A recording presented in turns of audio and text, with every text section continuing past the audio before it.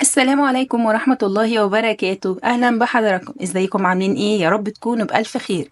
النهاردة إن شاء الله هعمل لحضراتكم وجبة غدا تحفة. الطعم مفيش كده، والأهم إن هي بتتعمل في نص ساعة بس. زي ما حضراتكم شايفين، جبت طاسة على النار، حطيت فيها شوية من الزيت وحطيت فيها كمان مكعبين من الزبدة.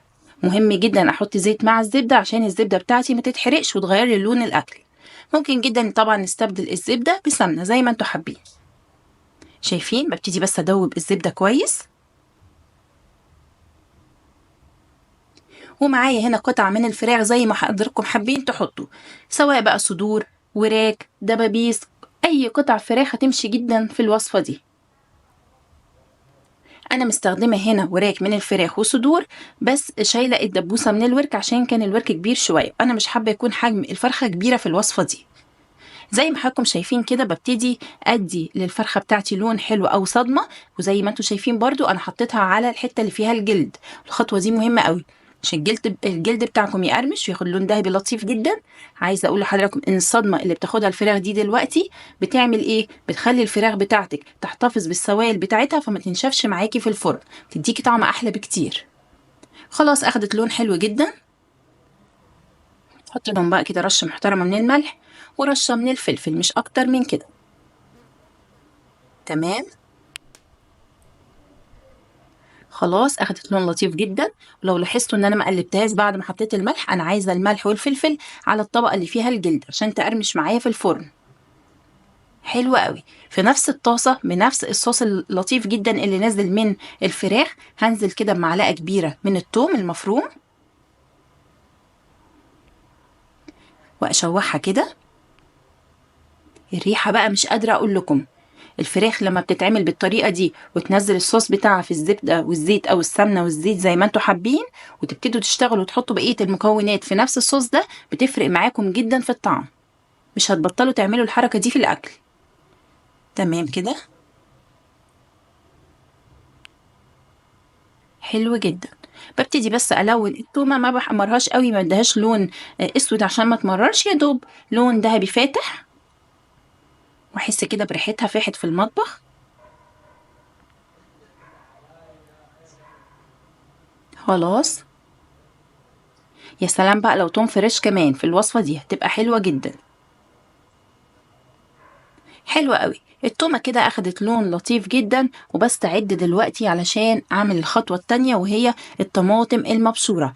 أنا عاملة الطماطم النهاردة بشراها بالمبشرة، مش ضرباها خالص في الخلاط، وأنا محتاجاها كده.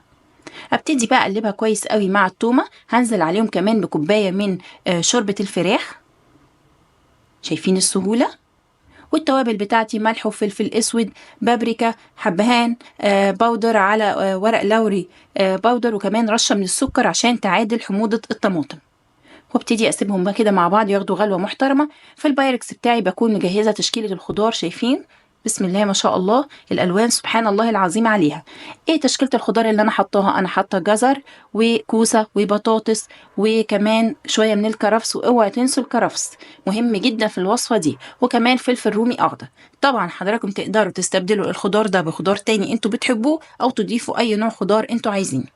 ببتدي بقى اوزع الخضار بتاعي، وريحه الكرفس بتفرق جدا في الوصفه دي بالشكل ده.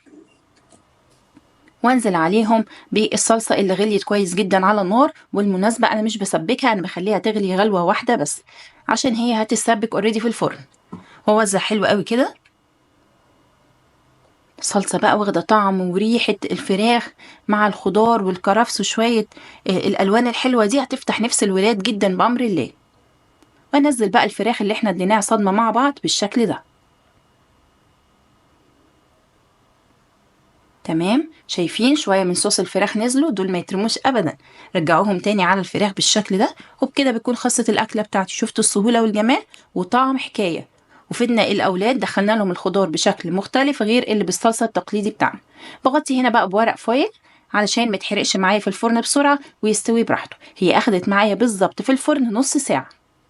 شايفين طلعت ومنتهى الجمال، سبكت، الخضار طالع بلونه مش مهري، والريحة مش قادرة اوصف لكم. الكرفس عامل شغل جامد جدا.